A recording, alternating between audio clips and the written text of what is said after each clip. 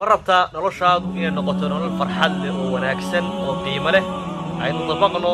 astaamaha ay noo tilmaameen walaaladeen Sheekh Cabdisamed iyo Ustaad Abduladiifa fiidowga insha Allah ta'ala shuu shargareeya Assalamu alaykum wa rahmatullahi wa barakatuh maalin kale oo wanaagsan walaalaha ku xiran Facebook iyo YouTube-ka wa Ilaahay subhanahu wa ta'ala haydi barakeeyo khayrka iyo wanaagga mar walba sii shargareeya maanta waxayna wadaa marti cusub إن شاء الله تعالى فائدة عصم وحينوع عصم شيخ عبد السمد يو الأستاذ عبد اللطيف فينوع عصم الله وضبا بل فائدة بين إن شاء الله تعالى ما أنتنا أي فائدين إن شاء الله تعالى وحندول استاجنا سؤال شاء سيدبو قفك وهلي كرا نرول وناكسن الدنيا الجودية ده وهلي كرا آخرنا إن شاء الله تعالى مل وناكسن ده لور رجينية وهرين ترى موضوع عوجود قليل بلا سود ويعلمنا إن شاء الله تعالى قد ميدي كان بلابيا شيخ عبد السمد iyo Sheekh Abduladiif waa inoo joogan marka Ustaad Abduladiif aan ku soo bilaabay insha Allah ta'ala inuu iskeen bar marka hore insha Allah bismillaahir rahmaanir rahiim alxamdulillahi rabbil aalamiin dhamaan aad baan u salaamayaa shacabweynaha ku xiran page-ka macalinka macallin Maxamed aadna waa inii salaamayaa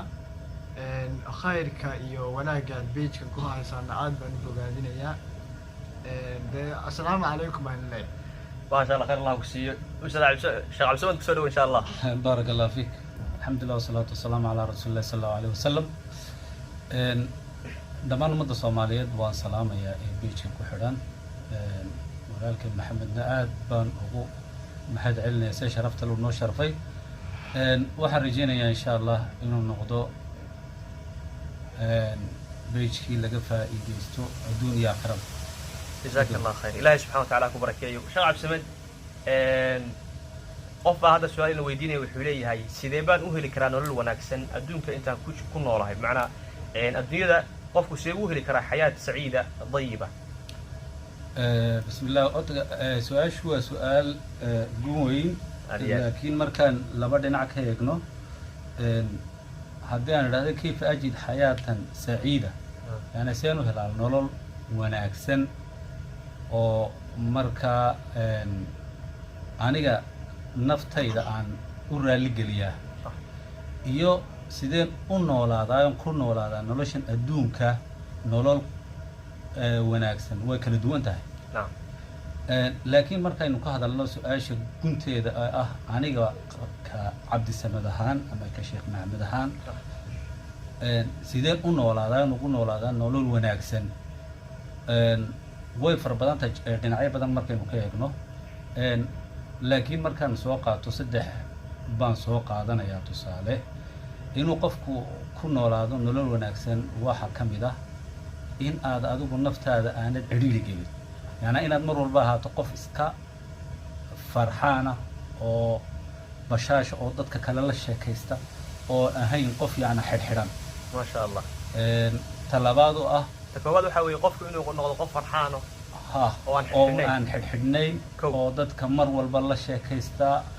حالتها كجيران يا حالته سو قفك مركا أو وقفة إذا استدت كتر يسنا وقفة إذا استن كوي مركا واحد هل كاكر دلنا يا إن هذا دون نقطة قف يعني كلسونيس كو قبوا ضد كلا هذي كذا صح ضد كلنا عاد محن كذا هذا أتكفى إذا استن كرتو طلباتو إن أتكفى قادو حلا هذا عرضه نمبر لabo qofku hadii uu ku koobnaado bi'ada ama environment-ga ah yaani carada qofka laftiisa waxay ku abuurtaa in uu noqdo qof mar walba farxal ku ka farxi lahaa ku bedela carada ku bedela inta saddexaad oo ah ugu muhiimsan inuu qofku mar walba si uu u noqdo qof farxaana ama qalbigiisu uu degan yahay ila jir waxaynu ka hadlaynaa waa nafti kama hadlayno wixii lagu istimtaacay qofka uu ka faa'iideysanay maamna noqoto guri ama gaari ha noqoto kuwa kama hadlayno kuwaas waa mowduuc kale nafti waan ka hadlaynaa naftaynu ka hadlaynaa waa ugu muhiimsan oo qofka loo baahan yahay inuu noqdo qof Ilaahay ku xidhan oo kitaabkiisa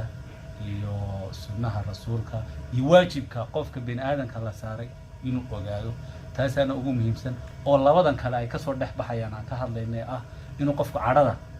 أو نن عرونين إيه إنه محاولة قف فرحانة أو ضد كلا تعامله